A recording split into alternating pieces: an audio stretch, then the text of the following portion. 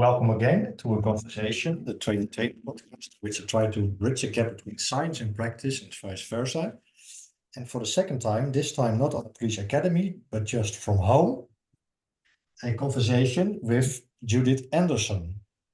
And her era of research is biopsychosocial health psychology, evidence-based interventions for performing during stress, mental and physical health, trauma, post-traumatic stress disorder, and research with first responders and law enforcement officers. So you did a lot, and we are going to talk about your new paper. Welcome. Great. And the paper is called the International Performance, Resilience, and Efficiency Program Protocol for the Application of HRV Biofeedback in Applied Law Enforcement Settings. So that's a lot of a mouthful. Yes. Well, thank you for your time. Yeah. Thank you for your time. In our last conversation together with Jos from police and Teun Peter Snow, we already talked a little bit about breathing and stress. So what would be the best way to start? But this is a great paper. What would be a good way to start for you? Well, we are really excited to have this paper published because it does represent 10 years of work with police in the trenches. You know, we were in the fields, we were taking all of these different samples, saliva, cortisol, heart rate variability, movement, action, behavior, self-reports, and so forth. So we early on established, yes, police show objective indicators of stress through biological markers. This stress impacts their performance and health. And the good news is there's something we can do about it. So for the most part, training on a fairly straightforward cardiorespiratory system using breathing, body position, and visualization, self-talk, self-regulation, we really have shown you can address the acute stress and improve performance in the moment, and then let go of accumulated stress even throughout the day so that it doesn't impact calls, accumulate over the course of the day, but also all of that other stress and chronic load that we carry from things like organizational bureaucracy and relationships and so forth, family, operational, family outside, and also operational tasks in the field. I see, by the way, sorry to interrupt you, but Erik Mol also wants to join. Absolutely.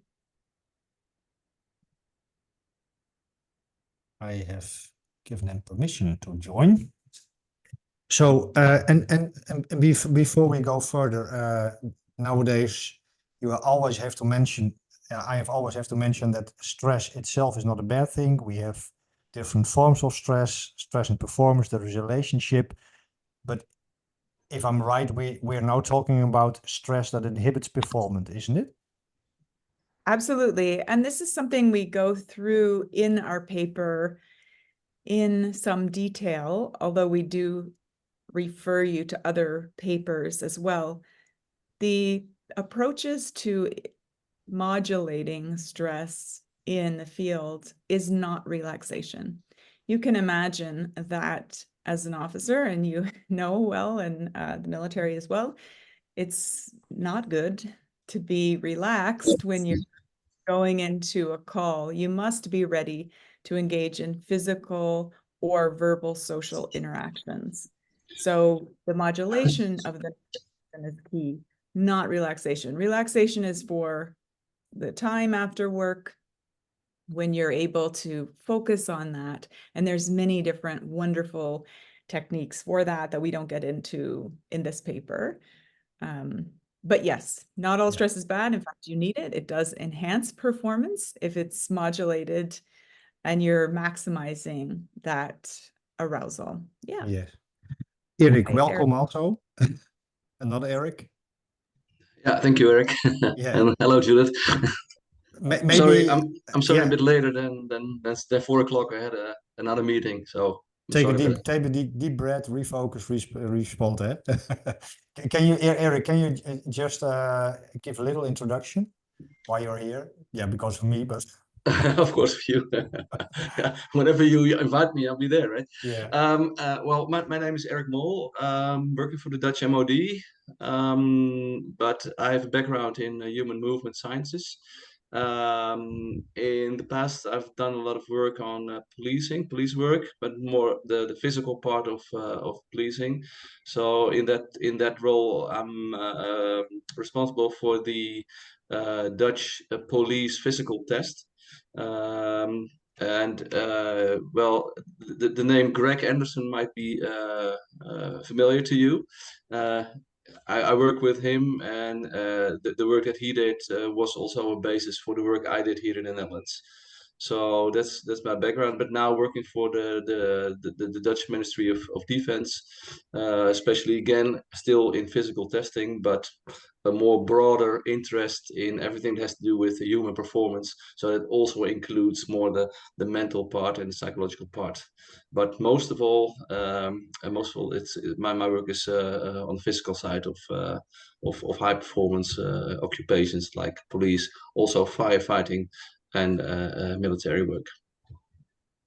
That's fantastic. It's all great stuff, and it's really nice to meet you as well. Likewise. Yeah. So, but I'm just breaking in. I saw that Eric also sent an article that you wrote, but I haven't had the time to dive into that. So no. we can learn on the feed.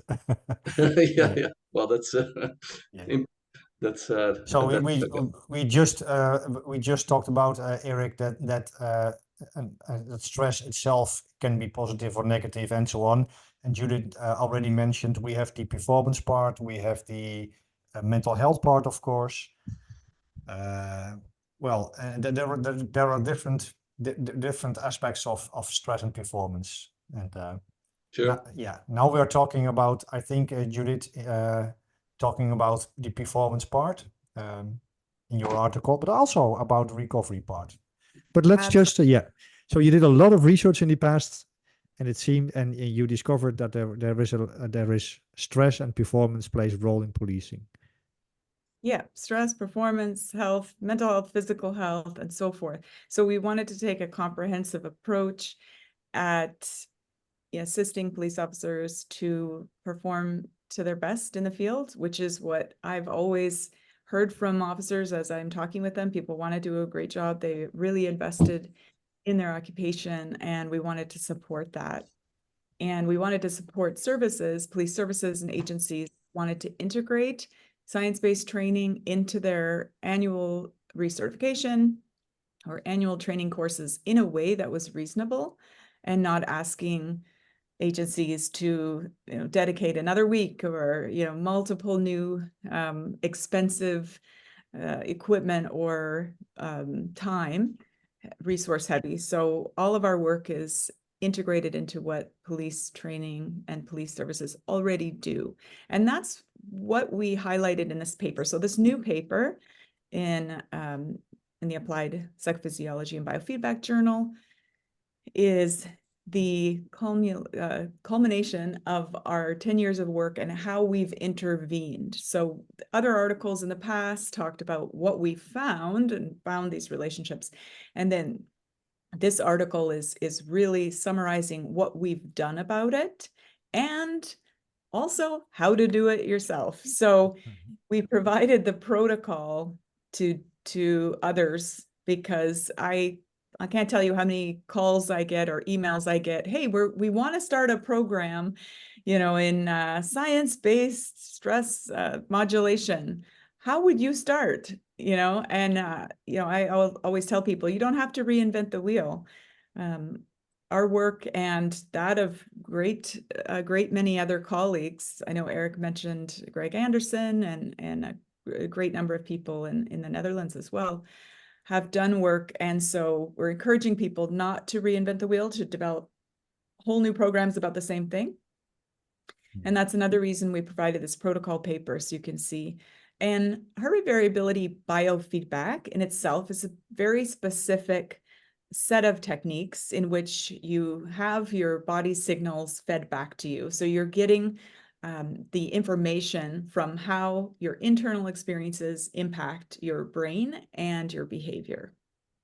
And if you don't have that biofeedback aspect, it takes a little bit longer to connect those two, because our bodies are built to kind of help us ignore that so we can perform in the field without the distraction of thinking about how am I breathing, how are my muscles moving, how is this interacting? So typically our body shields us from that, and we know with science-based advances, we can actually become aware of that kind of interoception, and we can modify it through cardiorespiratory intervention.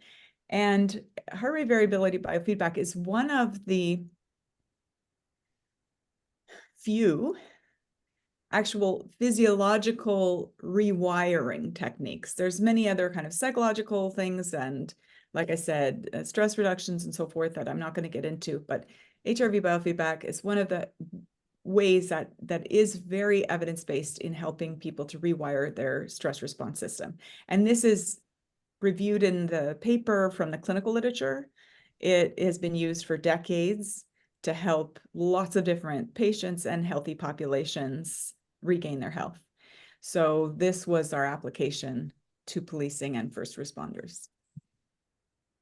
What is a heart rate variability? The biofeedback part, of course, I understand, but Yes. The heart rate variability, but because in the paper the heart rate is also mentioned. How do you measure? Is the parameter? Is that a good English parameter? Parameter. Yes, Parameter. yes.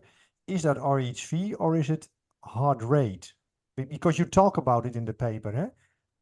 Yeah, so heart rate variability is the basis. So it's the time between heartbeats, and it can vary, and it varies when we inhale and we exhale because you're stimulating the different parts of the autonomic nervous system. And that is the background kind of math behind the technique. However, when people are performing, or when people are on the job, or even when they're in recovery periods, you don't need to see more complicated metrics like HRV calculations or RMSSD or time domain or frequency domain. You don't need to see those things. And in fact, they can kind of be misleading because they are so sensitive to things like movement and other confounds. But heart rate is very robust and very easy to see and manipulate and understand. And it is part of heart rate variability. Heart rate is actually the inverse of heart rate variability. It's part of the umbrella of heart rate variability metrics. People don't often understand that. They think that HRV is some fancy separate thing, but it's all about our heart beating, right? And so what we realize is when we're working with people, they can very easily understand the measures, manipulate it, and see the results very quickly. So let me give you an example. When we use monitors and the biofeedback monitors to help people modulate their physical responses, all they need to see is their breathing and heart rate working together at the same time. They can modulate that and change their physical state. If we were to just hand them a HRV number, so there's a lot of sports bands that spit out a number like RMSSD, you're at 95 or you're at something like this. That doesn't mean a lot to a lot of people, right? What does that mean? When you just get like a number thrown at you, but when you understand, oh, when I breathe this way and when my heart is increasing or decreasing, this is the way I feel and this is my performance in relation to it. It's a very easy metric to understand, to work with in real time, instantly, and to connect with our movement too, because you've got to understand HRV and heart rate are obviously influenced by movement and other things. So you know when you moved, and so when you move around, your oxygen demands are higher on the body. So some of that increase in the sympathetic nervous system arousal is related to the oxygen demands on your body going up. Yes.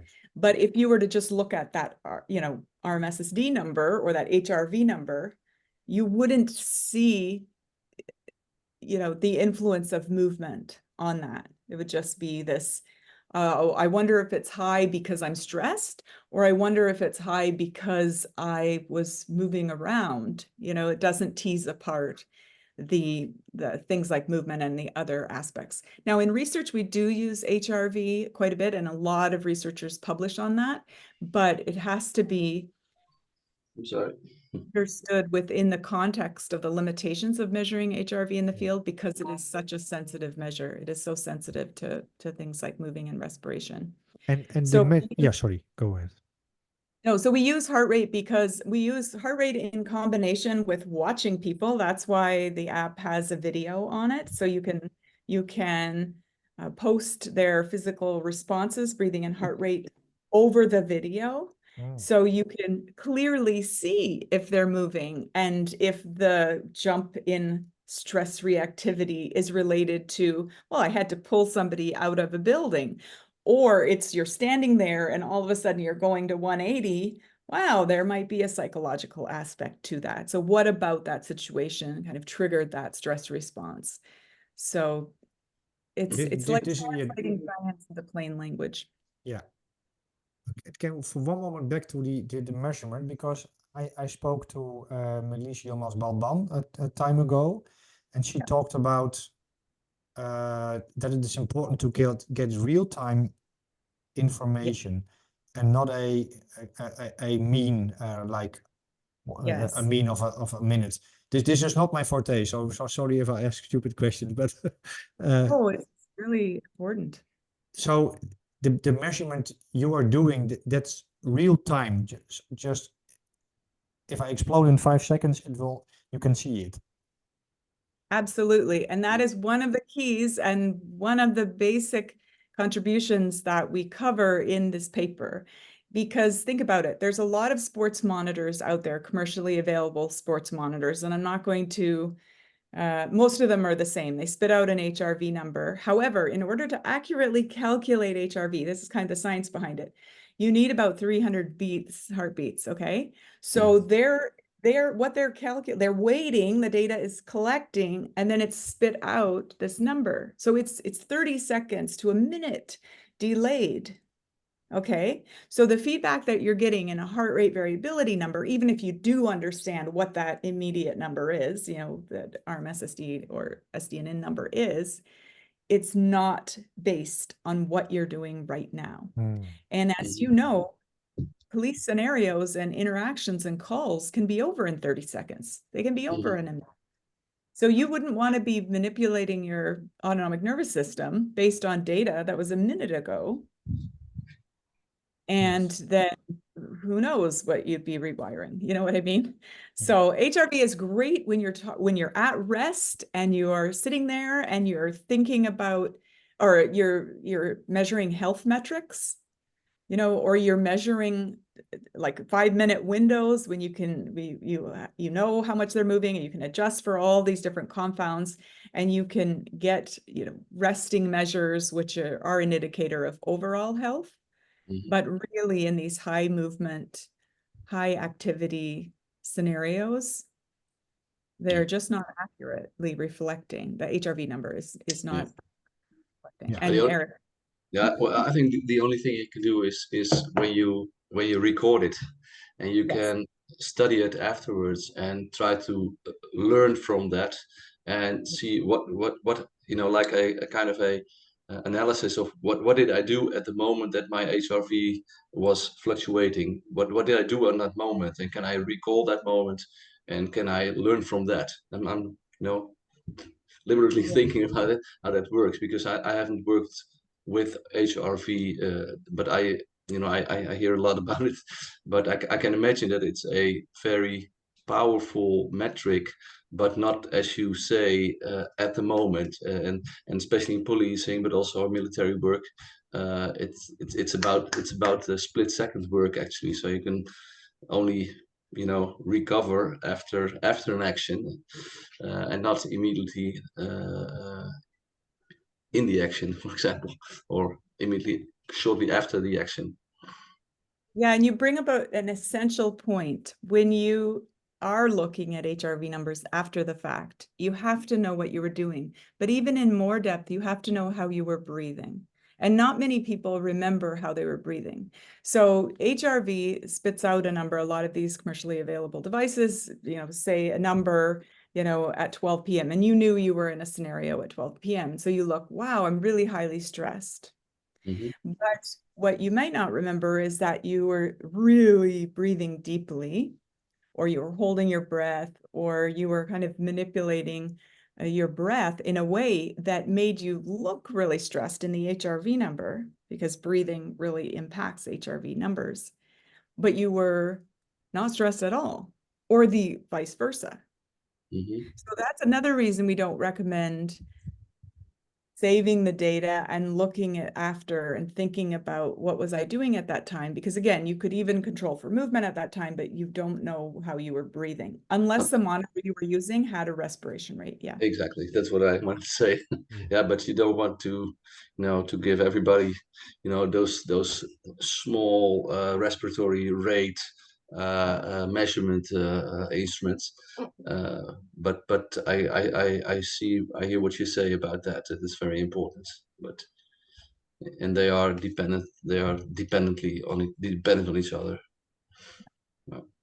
Yeah, HRV is a great metric. It just has to have its place, and we have to understand that its limitations. Exactly. So, I think HRV kind of exploded into the field because it is a more technical measure than just looking at heart rate, and you can get a picture of health. But with that, a lot of companies popularized, hey, we have really accurate HRV, but you don't have some of the other limitations integrated into that. And so it's kind of gotten blown up to this kind of miracle number. But that's what you see with a lot of wearables, and it's the industry, they produce and they make the wearables more and more accurate and more smaller, etc. But still, the big question is always, what do you do with the data? And all the people who are working, who buy the most expensive wearables, they have very accurate, but the question, but what do you do with it, remains, then they remain silent actually, so because they really don't know. So that's also a big big thing about, like, it's a big gain from the marketing boys at the wearable industry. Yeah. And so we're doing some exciting exploration into new metrics that fall under the heart rate variability umbrella. So heart rate fragmentation, I won't get into it right now as much, but it's exciting because it's much more robust to movement.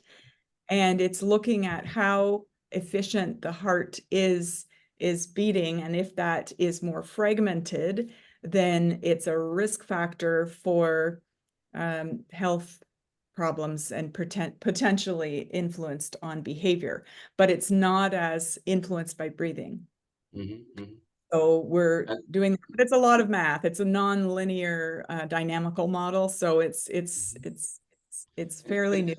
Can you tell me more about, because you're talking about health problems, what I have to think about is that chronic stress or chronic cardiovascular problems. What are you talking about with health problems?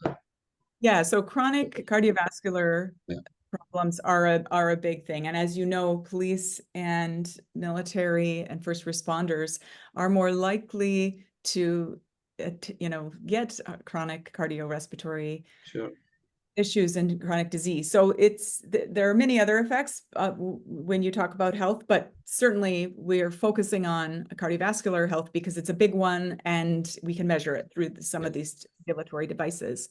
So just in brief, heart rate fragmentation, what it is, imagine you have a distance to drive in your car, okay? And so you have 2 trips and you get there in the exact same time.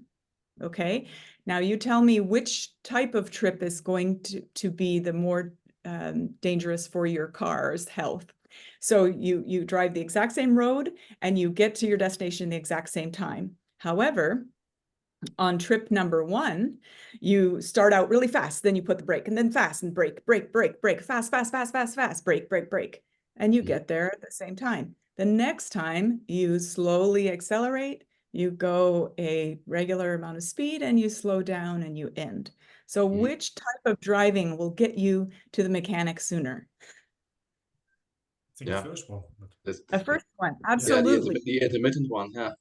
Yeah. So it's the same kind of idea for the heart. So we can look at if the heart is erratic in this way, that is fragmented. And so it's a really neat metric to see because it's not as influenced by breathing and it's not as influenced by movement. It's more of the fragmentation of the heartbeat. So we're exploring that because that would be another really, really neat measure to see. And that has actually shown in the medical literature to be able to distinguish between healthy people in large population samples and people with cardiovascular disease just by running that metric on their heart function.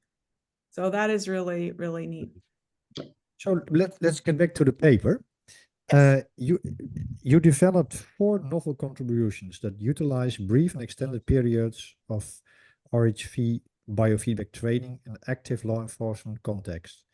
So maybe I'm saying this wrong, but for me, you developed 4 techniques or protocols. What the first one is reset, refocus, respond.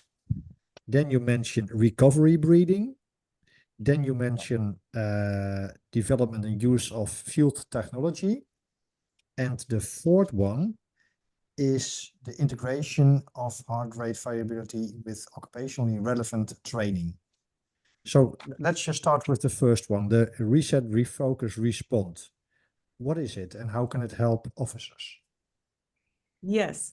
So what we have seen with our many observational studies with police officers, since the scenario can go very quickly or the call can go very quickly, from even before the call starts, sometimes we're seeing officers with an escalating heart rate, which is one window to indicate the sympathetic nervous system is overactivating.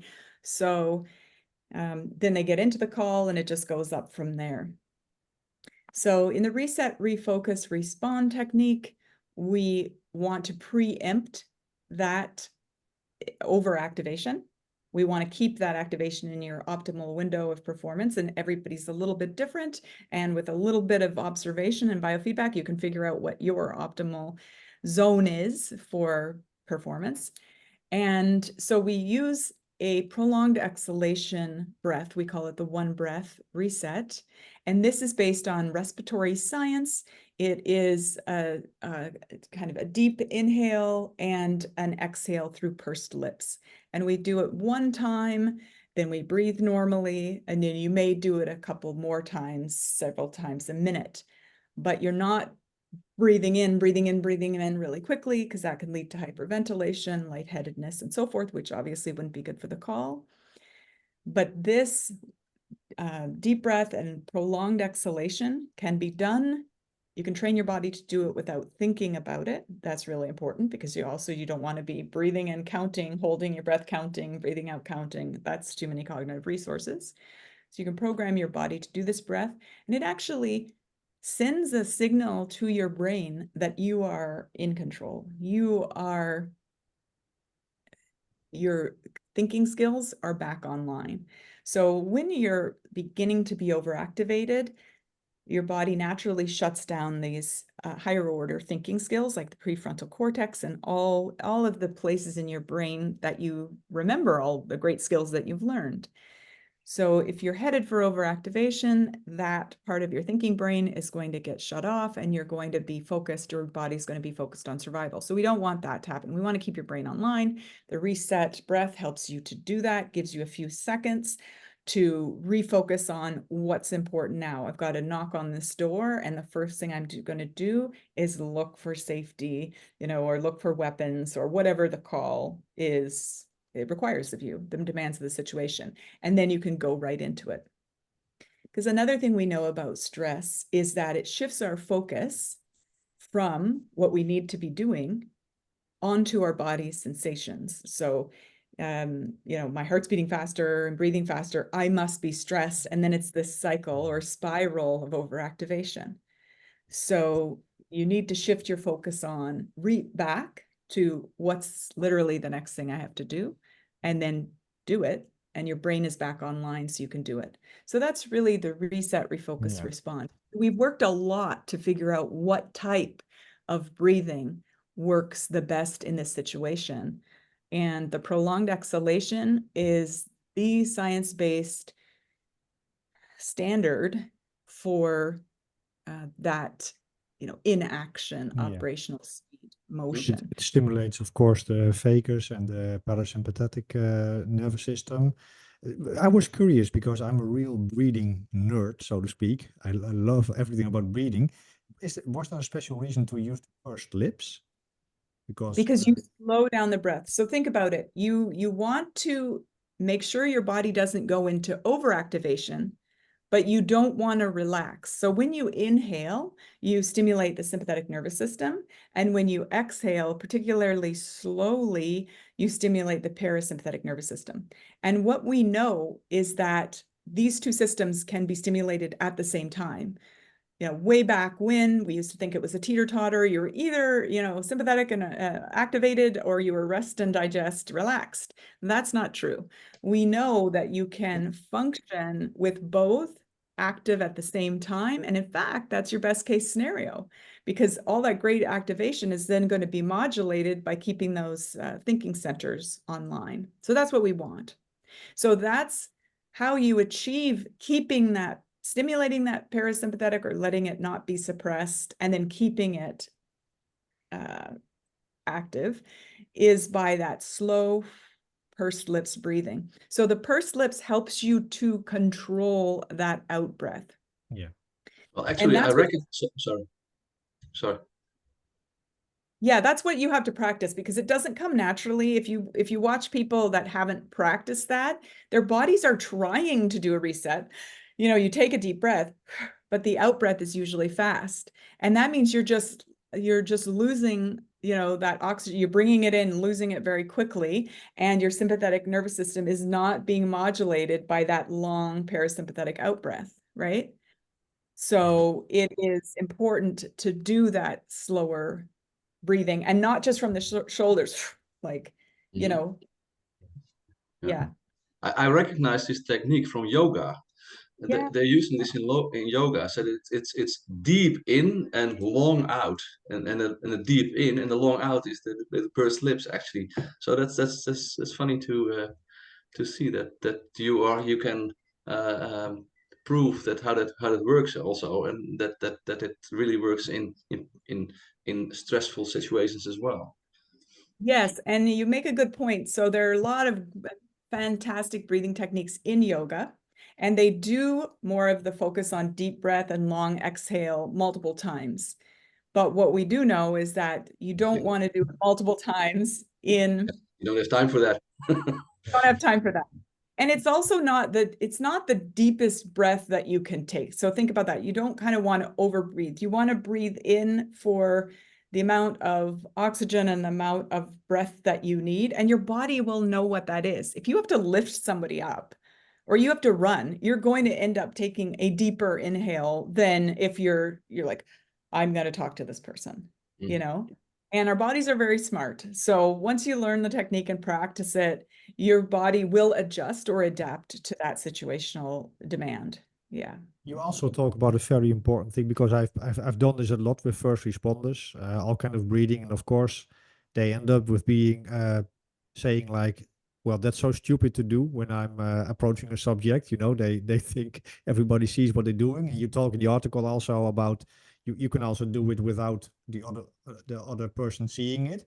But I was wondering, I once heard Stephen Porges from polyvagal theory talk about how you actually can do this prolonged exhalation also by using your speech, just by prolonging your words a little bit, you know, like, so there are very subtle how do you call it, approaches you can also use, I think. Yes, and I haven't seen that specifically, but I would imagine the slower you slow down, that might work. The thing is, officers aren't always needing to talk, sometimes they're needing to do other things. So just the concentrated out breath is what we focus on, but you can do it through your nose as well. As long as you get the idea of that really slow kind of out breath, better through pursed lips, through your mouth. But if you have to do it through your nose, and people think, oh, I'm going to look unnatural, but believe me, in 5 minutes you can practice it in a way, and it really coordinates with the police, ready stance. It really coordinates with that. So, and you can kind of do it as you're shifting and moving toward the person, so they really won't know, I also really loved your approach about the grounding. I did this sort of intuitively, I would say, by intuition. As a martial artist, this is a very important thing to place your feet on the ground, to feel your feet on the ground. And in the article, you also, and I was thinking that I was the only one to make a point of it, but luckily enough, you talk about it in the article also, that combining the reset breathing with grounding. And I actually, to make this out, round this off, I actually came around a lot of research about grounding. There's some real research about the benefits of, why is grounding important? Why do you explicitly state it in the article?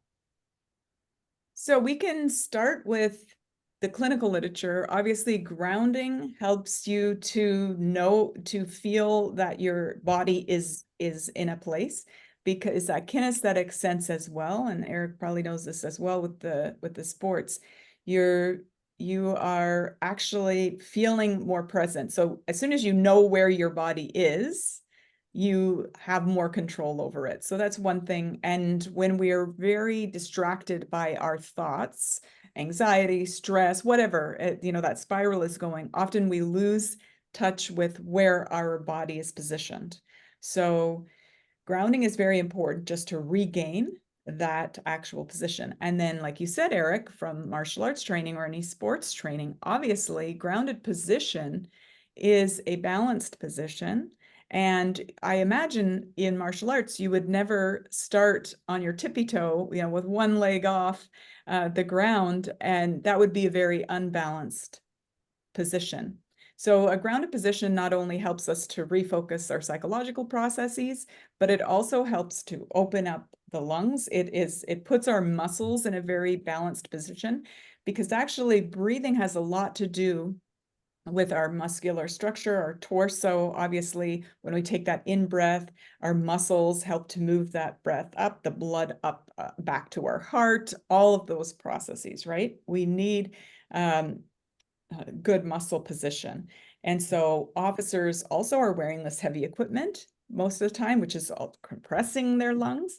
So you can see if they're compressed and hunched over, and not grounded, it's not the optimal position for their lungs to exchange that carbon dioxide for oxygen, which only happens at the very bottom of your lungs. Humans are actually really inefficiently built. It's the place where we actually exchange oxygen and carbon dioxide. So when you're grounded, you're actually opening up that area in the lungs for maximizing oxygen exchange, gas exchange is what they call it. So you're knowing where you are in the world. You're in control of your body. Nobody can push you over. Think about it. In martial arts, why do you ground? So that you're the strongest, your core is engaged. So you're actually in the strongest position versus being, unbalanced on one leg. And so that also is associated with the police ready stance.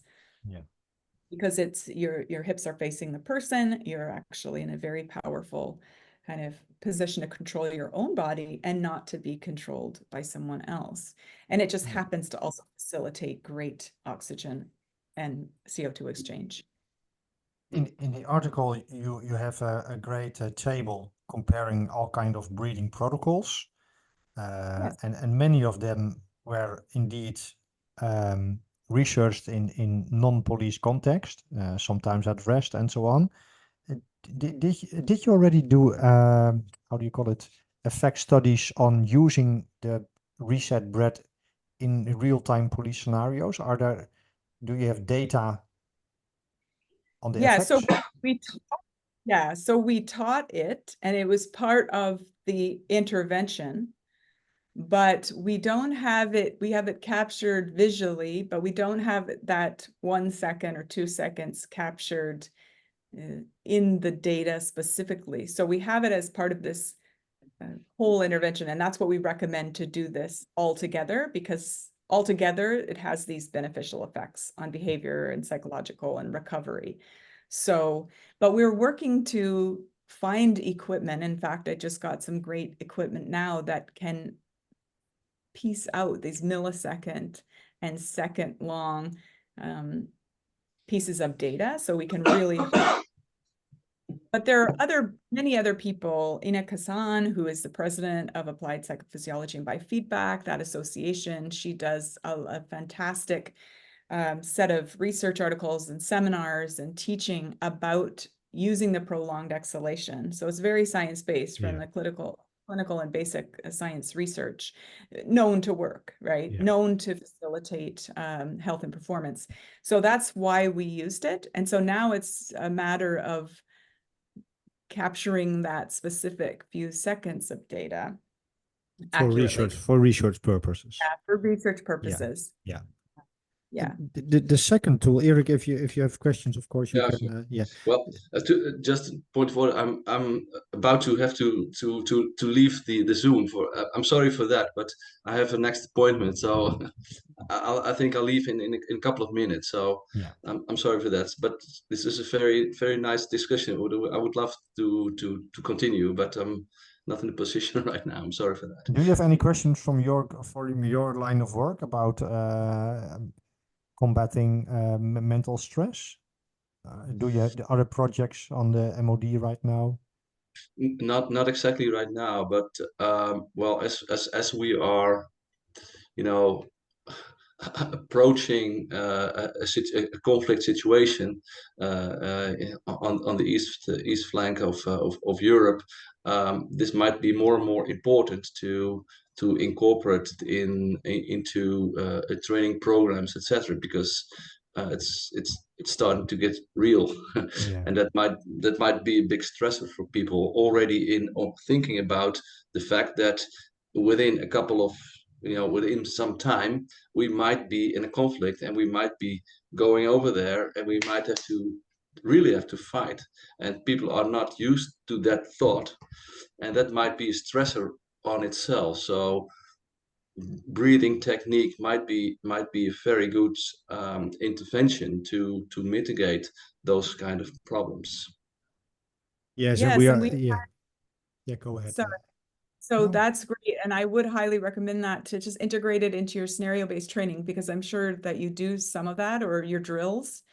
As we've had military and even like elite military people take our classes, not in the research studies, but take our classes and then give us feedback later that they put this, everyone has kind of a routine when you go to hit the door or get out of the truck or whatever. They have a kind of prep routine, which is very physical, and they're integrating this breathing into that, and how effective that is as well, to kind of reset, refocus, and respond. So absolutely, it's endorsed by military people here, and I'm sure your folks as well. Yes, and Eric, as you know, I'm working together with your colleagues at a military psychology, where we have breathing, and the other colleague of you is with the program of fatigue, the fatigue program. Peter Helmhout. Yeah, exactly. And I think, well, if you talk about small research, short time research resets, these kind of, it would be great. Yeah. Sure. Evidence-based. Okay. Thank you for joining. Yeah, thank you for inviting me, and thank you, Judith, for your very clear explanations. And have a great summer. Thank you. Bye bye. Thank you. Bye. So Judith, the next part is, so we had the reset refocus, and then we have the recovery breathing, if I'm correct. Yes. So recovery breathing is really your standard heart rate variability biofeedback intervention, which coordinates your heart rate with your breathing. And so when those are in phase, they're called respiratory sinus arrhythmia, you will actually, on your biofeedback monitor, you'll see your breathing and heart rate create an ocean wave. Yeah. And we've included a picture in the article to see this is what your breathing should look like. And we've simplified it. If you're doing this in the field, you don't need to see all the complicated numbers behind it. You don't need to look at the HRV numbers or the high and low frequency numbers. You can see, is my breathing and heart rate in phase? Is it forming a nice ocean wave? And does it feel comfortable? Yeah. This is also very important because in some of the clinical literature, they encourage people to breathe at a rate that might not be quite comfortable, because it has this perfect in phase. However, what we found is that if it doesn't feel comfortable, people aren't going to do it. So they're not going to get any benefit, right? Yeah, yeah. So getting close to your perfect number or hitting that number is going to be better than not doing it at all. So that's why we tell people do these different breathing paces. So you can find breathing pacers online for free. There's apps and so forth. And it just gives you different breathing paces from, let's say, try from 4 breaths a minute all the way up to about 8.5 breaths per minute. Most humans are in that range, where that's slowing your breathing rate down to a place where you can find this in phase, nice RSA pattern. There's some apps that kind of force you into breathing at 5 breaths per minute or 6 breaths per minute. And why we don't, most people can, again, get benefit from that. But why we don't recommend that is because some people feel very uncomfortable with 5 breaths per minute. And if they're focused on doing that and training their body to do that, they might actually be rewiring their nervous system in an ineffective way. So just do the different breathing paces, see where you fall, you're most comfortable, and that's going to be most beneficial for your body. What is the relationship between those two techniques, skills, between the reset, refocus, respond, and the recovery breathing? How do they fit into the teaching program? Yeah, so the reset, refocus, respond is in the moment. It's helping you operationally.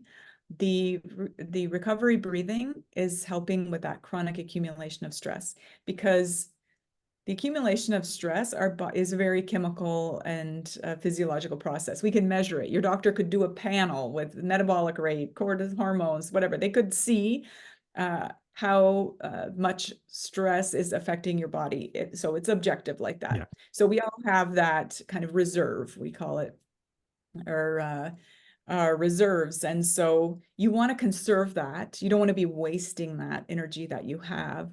So something that we introduced is doing this recovery breathing, not just at night or in the morning for 20 minutes a day, which is the usual clinical protocol, sitting there and doing that breathing. We also encourage people to do it for 1 to 2 minutes throughout the day. So when you sit down in your car, when you sit down at your desk, when you go to, before you check your email, do 1 minute of breathing at your pace, so it's slowing down your breath. And that is actually putting your body in a very, very efficient state to do all of those excellent processes that you need to keep your energy balance, your immune function, your hormone regulation, growth hormone regulation, all of those great things that your parasympathetic nervous system helps you with. And then you won't carry that stress for the rest of the day. It also helps you to really reshift your overall focus. So think about it. If you've been on 3 very stressful calls and now you have all of that in your brain and you're thinking about all that, and even if you did the reset breath during the call and performed well, it still is a lot of psychological accumulation as well. So it's great to stop for 1 to 2 minutes, kind of reset your physiology. It will also clear your brain and kind of reset your brain, and then you can go ahead and shift your focus to the rest of the day. So your energy. Yeah, so it's exactly. So it's recovery. It's the name says it all. It's the recovery is as important as the performance. Absolutely. And throughout the day, Yeah. because it's not, being a weekend warrior sports person or doing one class of yoga a night. That's great. And that's helpful.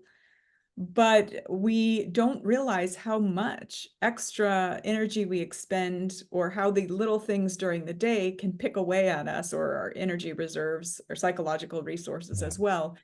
And then overall, that one exercise class, or that weekend kind of bike ride doesn't make up for all the stuff that kind of accumulated over the course of each day.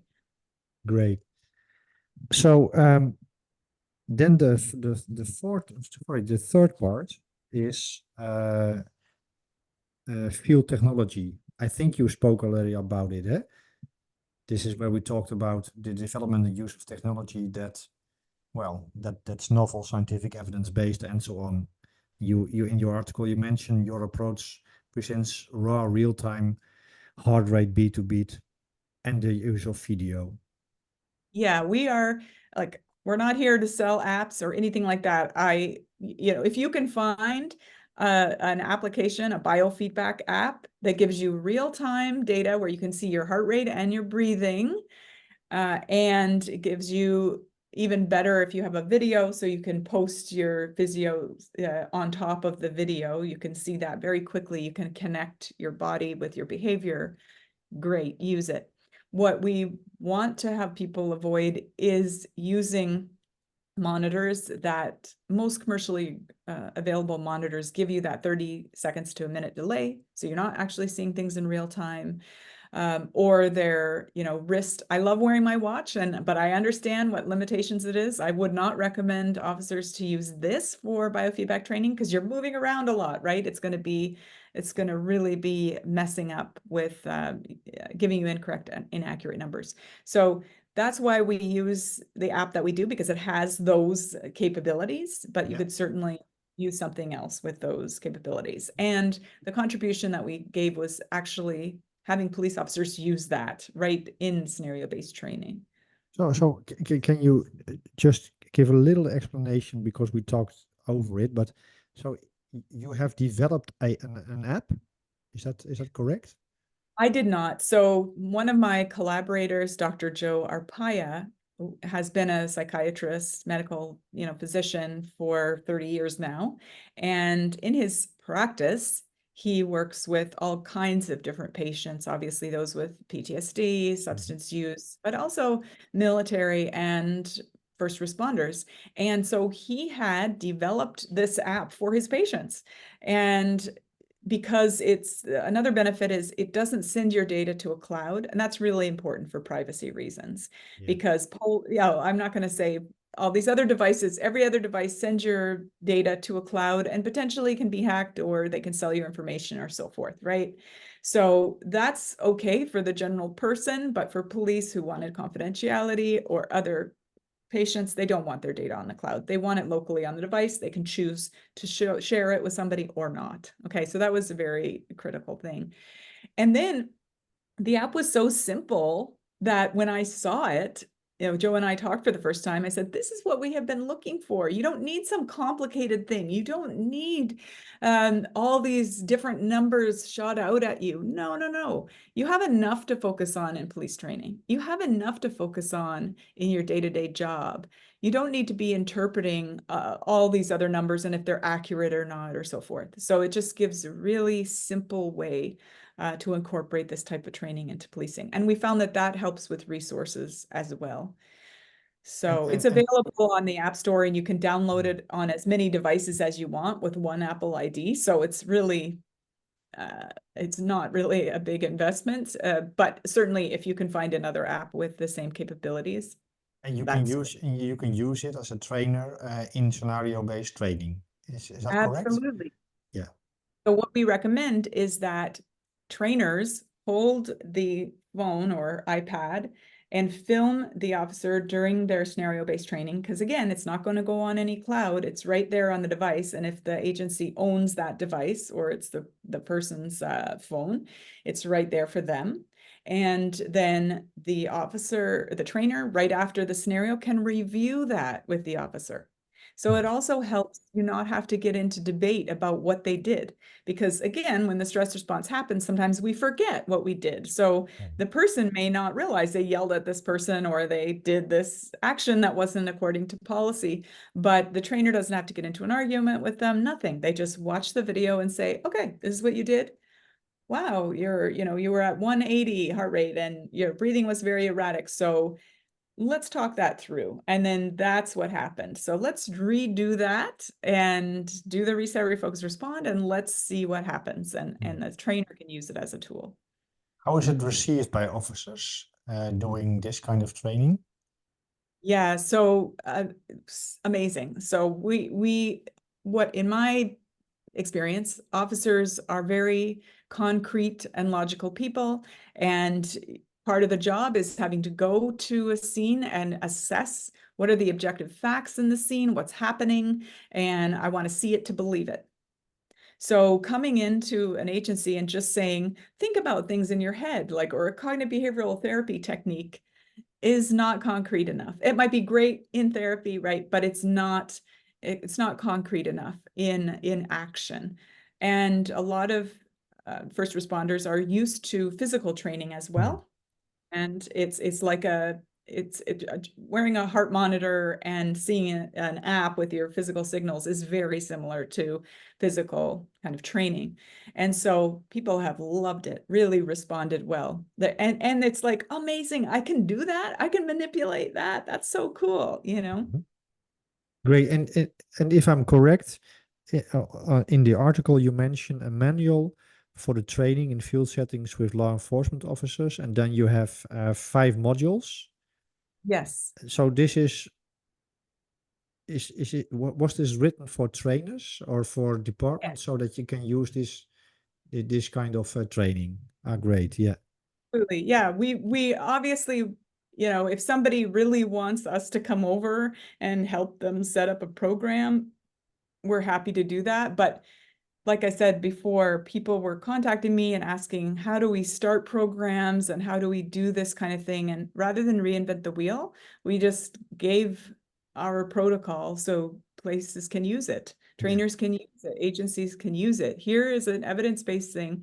A lot of places are looking for evidence-based programs. So there you go. Here's the protocol. You can implement it.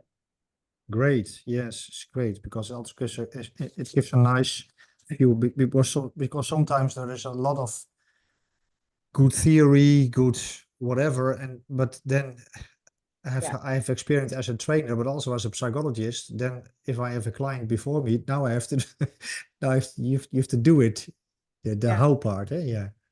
Yeah. How do you do it? What's that? Yeah.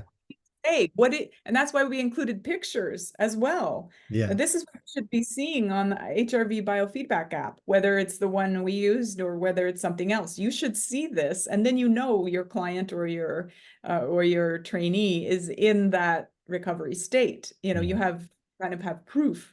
So this is what you should be saying, this is what you should be doing, and this is what you should be seeing in order to know that your training is effective. And we did the protocol in this way because actually we followed the kind of protocol paper that one of the great HRV biofeedback researchers, kind of pioneer, Paul Lehrer, he had published a protocol in 2013 that was step-by-step, each session, how to do HRV biofeedback in the clinical setting for people in a patient coming in. And so we found that so helpful. And of course, his technique is also evidence-based. So that's why we provided it in the format that we did. And because it is called the International Performance, Resilience and Efficiency Program protocol. And this is about breathing, but is there more to the program, or is this the program? How do I have to see it? In what context? Is it a total wellness or resilience program? Yeah. So this protocol is for the heart rate variability biofeedback component of iPREP.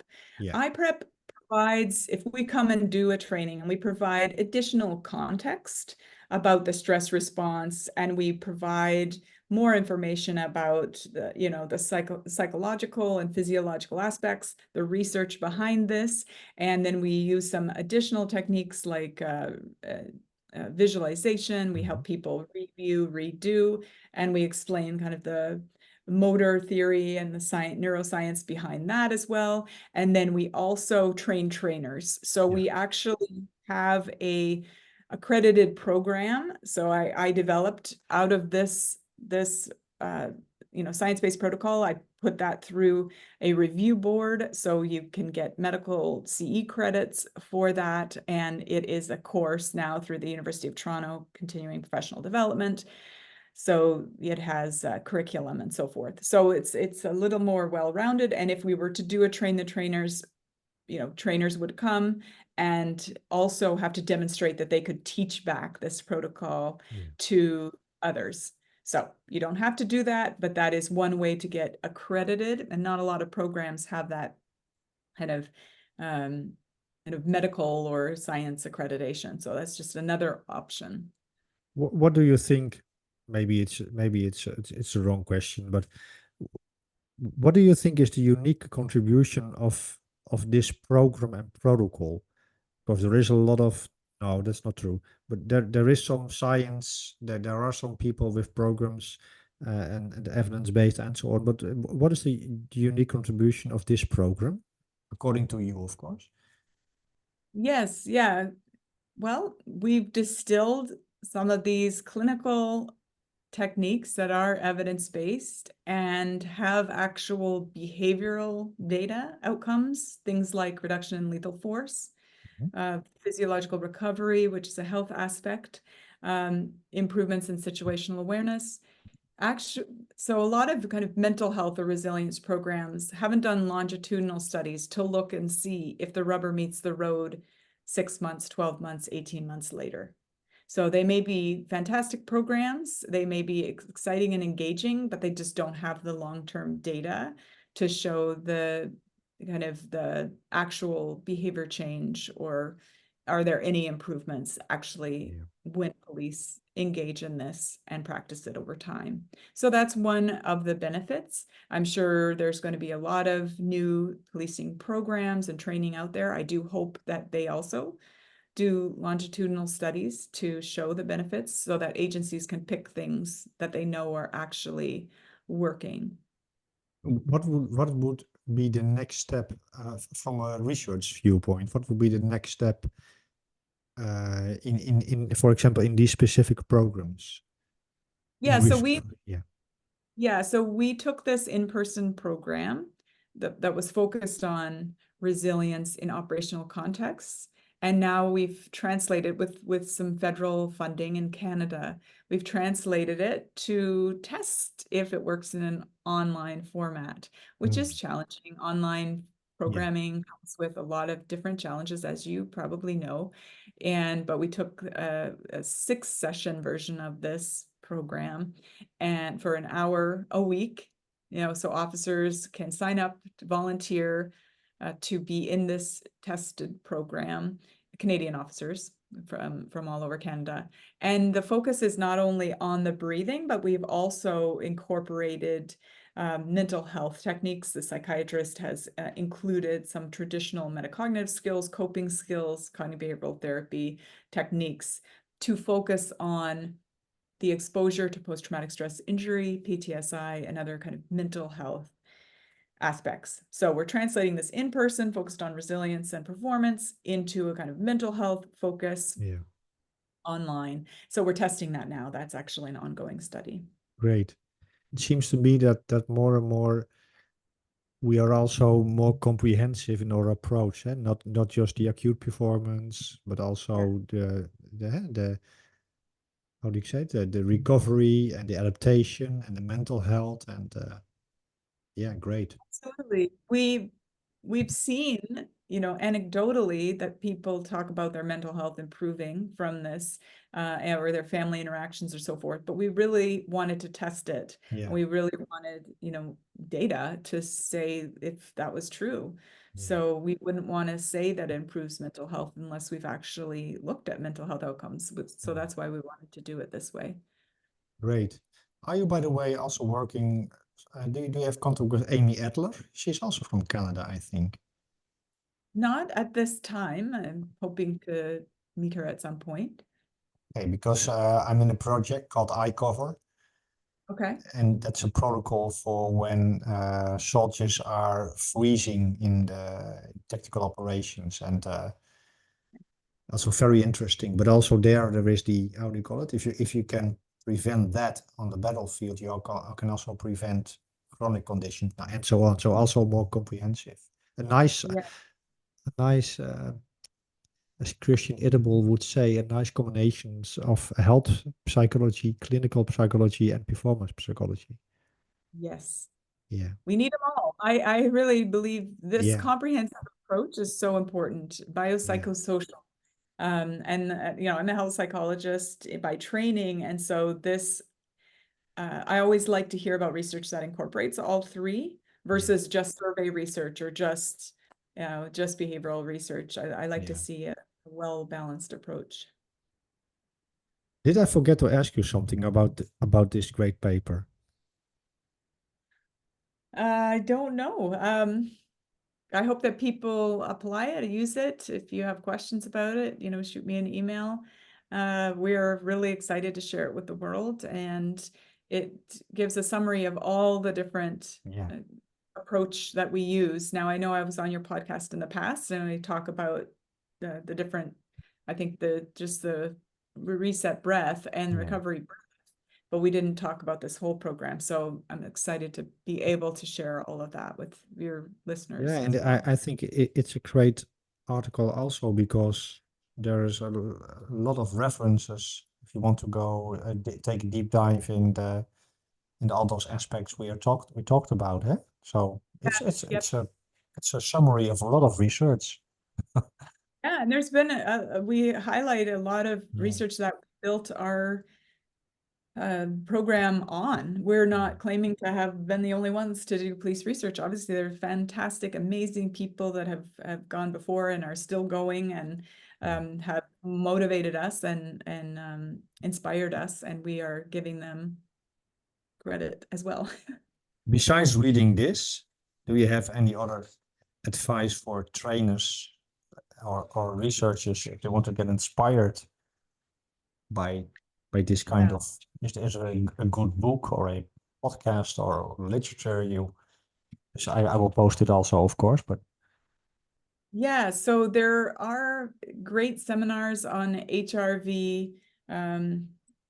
So if you go to Applied Psychophysiology and Biofeedback, the association, which has the journal that we published in, there are a fantastic set of podcasts or video casts on these different kinds of training. So if you want to learn more, I just took one on mouth breathing versus nasal breathing, and I learned a lot. I'm a mouth breather, and I'm not realizing all of these the great way that we're physiologically. So trainers can get engaged in that, but I would really encourage trainers to try this stuff out yourself and really buy into if you're going to teach something, live and breathe it. No pun intended, I guess. Live and breathe it so that your students see you doing it, and then they will buy in even more and they'll believe you. Yeah, great. So besides the 3 R's you are talking about in this paper, reset, refocus, and respond, I think we can also encourage everybody to read, write. Was the third one? Was arithmetic? Even though it's not spelled right. Read arithmetic. I just gave a talk about it. So I have to ask you the final question. Were you a little bit anxious before the big lecture in the great hall at the Toronto University? Graduation. Yeah, I was so honored to be able to speak modulation at University of Toronto. And so I wanted to teach this to Yeah. university students, and I've taught it in my own classes in university, but smaller, obviously 50, Yeah. 100 people.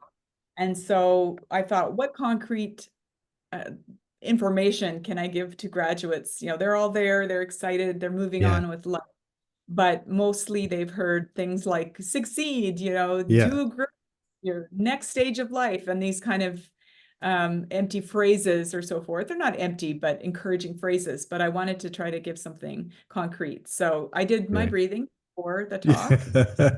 It was Yeah. live webcasted as well. So, but it was really, really a fun Yeah. day.